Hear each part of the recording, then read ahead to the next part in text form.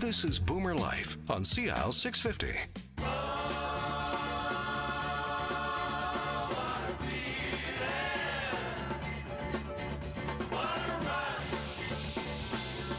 And we're back. This is Boomer Life on CL650. I'm Joanne Sutton, joined in studio today by Jim Doyle, Senior Financial Consultant with Investors Group.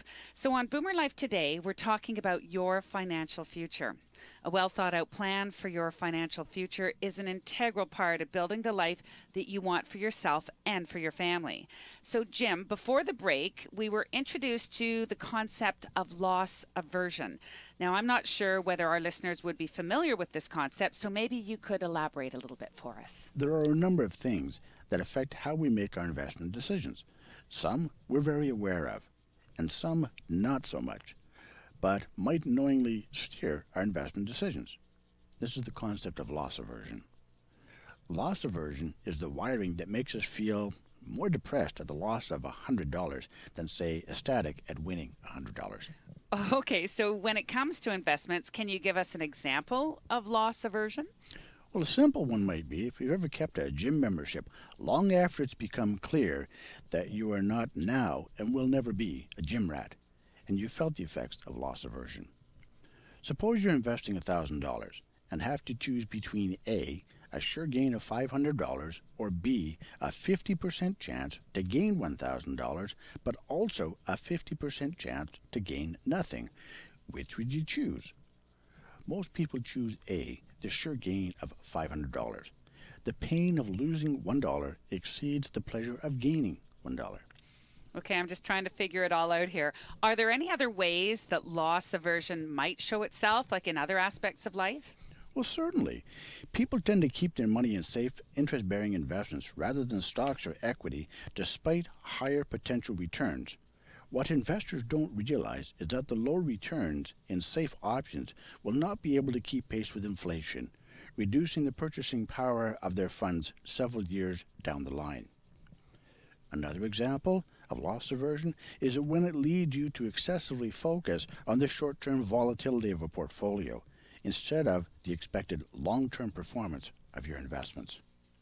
Instead of you viewing your portfolio as a whole, where each investment has a role to play, loss aversion influences you to examine each individual investment, losing sight of the big picture.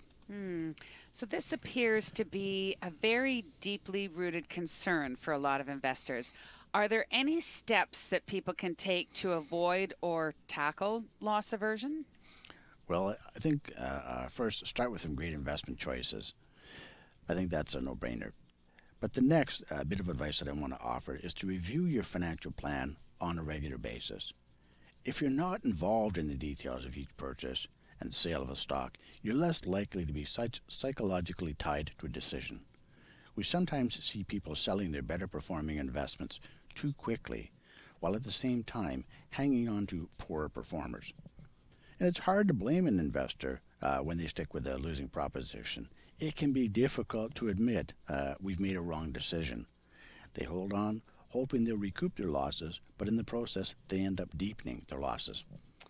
Well, it looks like investors try to tell themselves that they won't make the loss real unless they sell, but they could also be missing out on achieving better returns. So it seems investors are more fearful of suffering a loss today than of the potential threat of having to face a reduction in their standard of living in the future. This is also the reason people fail to acknowledge a loss in the market and continue to hold on investments which are losing money. One way of not falling into the loss aversion trap is to keep the big picture in mind, or have a long-term view of your investments. If you're dealing in stocks and don't trust your ability to get out of a losing position, consider how the investment fits into your overall portfolio. For example, does it provide a dividend or interest income? For a properly balanced and diversified portfolio, not all investments will be performing at the same rate. But remember, this is by design. So, Jim, I think it's pretty clear that investors want the best for themselves, but they're torn between the decisions that they need to make. How can you help them help themselves? Well, advisors constantly deal with a baffling set of paradoxes from clients. They want safety and growth, but constantly try to beat the market and are quick to look for answers when portfolios underperform. They call themselves buy and hold investors, but rely on their advisor when volatility spikes and they want in or out. And when spouses or partners have competing objectives and perspectives, it also pulls them in different directions. Now, this is where an advisor can help clients make better decisions. One of my favorite recommendations is having a written financial plan. To take some of the emotion out of the investment decisions, consider devoting shared time to discuss goals, values, and objectives. So let's talk about couples. Why is it essential that both partners be engaged, financially speaking, with their planner? Right now, about 38% of couples meet jointly with their advisor. Being pulled in multiple directions could see couples leaving a lot of money on the table. And equally painful, you could be paying way too much in tax. Now, making money and keeping money are two different things. Implementing the plan is the big part, which requires time, attention, and teamwork. Money doesn't have to be a relationship wrecker. If couples could get past their money taboos and develop their goals and perspectives together, they're more likely to achieve success. And I think you mentioned it earlier about leaving the emotions out of it. So being reluctant to talk about these issues can be a big problem. Do you think it's possible that having some of these conversations can be a little bit like opening a Pandora's box? Yes. Talking about money can lead to disagreements. It's not uncommon that there are money secrets, different risk profiles, and competing agendas to take into consideration. We all bring our personal experiences to the table when it comes to finances. All of us had a history before we became a couple. Understanding how these experiences affect our decisions can be helpful. So let me give you an example. What happens when you feel you're not being heard or your input isn't being taken into consideration? That's never a great feeling. We see it in another way, and it's a sad fact that 80% of women change their advisors within a year of losing their spouse. So-and-so was my husband's advisor. It's pretty telling that no relationship or trust was built here. So maybe this is where some of your other official designations come in with experience in topics like conflict resolution. What do you recommend when a client tells you that they can't get their spouse engaged in this whole financial planning process? I'm sure this has happened before. It's a tough task to take on, and it might seem counterproductive, but instead of waiting for your spouse to see the light, for now, accept the situation. I'd like to hope that the couple would eventually be able to speak about their plans together, but I do think it's necessary to plan, even if the other spouse is not willing to engage. It's possible, they may not understand the importance of planning or how to do it. In the meantime, here's a couple of considerations. Okay. Take control and responsibility since no one else is going to do it. Gather your information. Your bank statements, your credit card statements, your investment statements, your tax records, your bills and insurance papers. Work with a financial professional who can explain your options and help keep you on track. Now here's a biggie. Educate yourself. And it can be a lot easier to learn about money than people think, but it takes a little bit of time and consistency. Above all, don't feel embarrassed. Learning how your investments work will go a long ways towards bringing confidence in your future. And be prepared to make a few mistakes as you go along.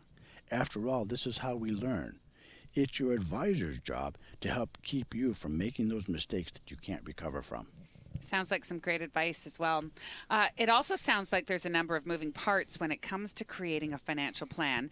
You've got your plan, then you have your tax and your legal people, and it sounds like everybody's got slightly different considerations. So what happens when everybody, and that includes the spouses, what happens when everybody's on a different page? Yeah. Orchestrating the team players to get the best results takes a lot of experience and finesse.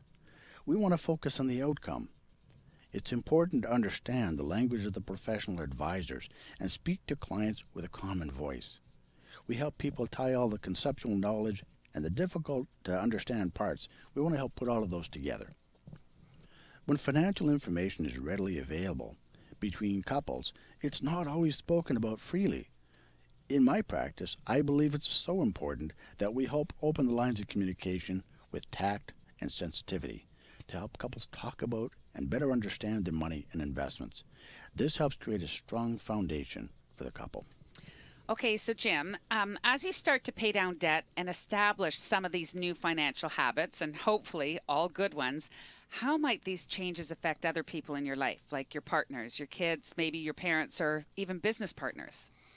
Well, Joanne, as you already may know, money and finances are among the top 3 drivers of divorce. That's pretty sad. I think it's really important that couples be able to talk openly about their perspectives and goals in a respectful manner. Imagine a situation where one partner is a saver and the other is a spender, and that's not an uncommon situation in my practice. You can ignore the 900-pound elephant at the table, or you can take steps to help the couple move forward together. That's what I'd like to do. Reaching common ground often involves acceptance, patience, and a willingness to engage. Discussing the investment strategy before establishing goals and priorities, outlining the hows and whys, seems counterintuitive to me, or counterproductive. So we're on the same page when I would suggest that communication seems to be key here? It's huge. It's paramount.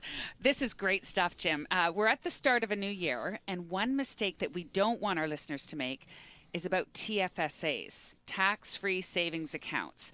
They've only been out for a handful of years, so why do you think a number of Canadians are missing out on this opportunity? Well, let me give you an example. I have a doctor client that I'm working with right now, and he's got lots of term deposits. They've got lots of taxable interest that he's paying tax on. And every year he's accustomed to making his TFSA contribution as soon as the year starts. He goes out and buys another GIC. When I mentioned to him, you're starting to build a pot of money up there that's got a bit of size to it, that you could actually invest this and earn a bit of money on it, he was quite surprised. And, it's only been a couple of years that we've started this, but he's gotten into this habit. And I think his financial institution hadn't taken a lot of time to really explain the options. We hear of the TFSA, it's got a little bit of a nickname out there. Some people refer to it as the travel fund savings account or the temporary fund savings account. I like the concept. I want people to save. I think that's going to help themselves out. But I really do think that they're missing an opportunity here, because this is a powerful part of a long-term financial plan. When it comes to contribution limits, this year again, the annual contribution limit is $5,500. For people who haven't made any TFSA contributions, the lump sum contribution limit is $36,500. And before you invest in your TFSA, I really want to encourage you to consider, what is the purpose of your TFSA? Is it short-term? Is it long-term? And how does the TFSA fit into your overall financial plan? Can you tell me if there's a reason why seniors would want to pay particular attention to how a TFSA might fit into their overall financial plan? Yeah, there's a couple of things here I think that are pretty good. Right now, there's a TFSA loophole that could benefit seniors. TFSA income and capital gains are not included when it comes to determine eligibility for income-tested government benefits, such as OAS and GIS. That's the Guaranteed Income Supplement. For many assisted living arrangements, particularly those that are subsidized, your income levels may determine how much you're paying. Reducing taxable income while attempting to sustain appropriate cash flow can take some good planning. If you have non-registered investments and you have not maxed out your TFSA contribution limit, you might want to explore whether this could be the right move for you. Now, I also think a number of people could be missing out if they're not planning on using their TFSAs to provide some sort of a tax-free income in retirement. There's a big opportunity going forward there. So for most of our listeners, if they need to choose between a TFSA or an RRSP contribution, would you suggest one or the other? Well, the answer is likely to be a little different for each person. It depends on things like your personal tax rate now versus what it will be like when you retire. Remember, registered retirement income fund minimums increase with age. Will the RIF minimum require more to be redeemed than you might need to support your retirement monthly income and lifestyle? Another great consideration for the choices is how you use your RRSP tax refund. Do you use it constructively? Are you tempted to spend it or save it? Getting the mix right requires good planning, and for most Canadians, it's probably a combination of the two. Now, it's a planner's dream if senior clients have a balanced portfolio of both RRSPs and TFSAs when they retire, as a lot of planning can be done as to how much they take from each source to keep clients in a lower tax bracket. Remember that old adage, it's not how much you make that's important, it's how much you keep. Yeah. So when people hold a lot of non-registered investments and they still have a fair bit of TFSA room, what would you recommend? Well, first, ask yourself, what is the purpose of the money? Is it short-term or is it long-term?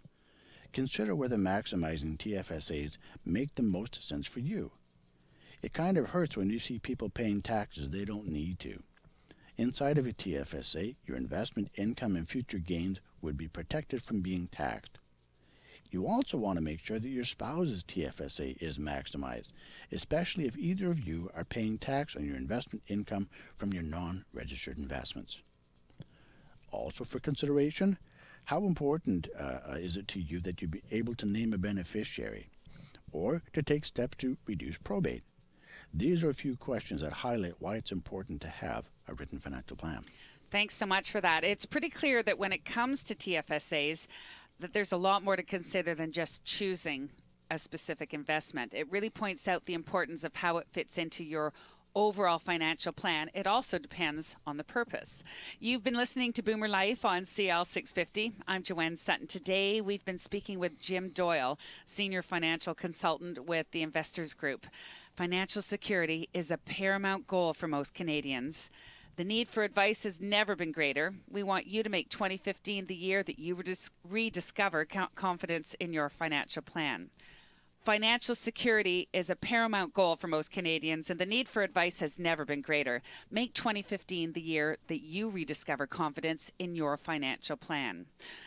Still a lot more to come in our conversation with JimDoyle today, including some thoughts on planning for longevity and the importance of financial literacy. Also, the importance of having a written financial plan. That's coming up next on Boomer Life on CL 650. Canada's only weekly radio show dedicated to the baby boomer lifestyle. This is Boomer Life on CL 650.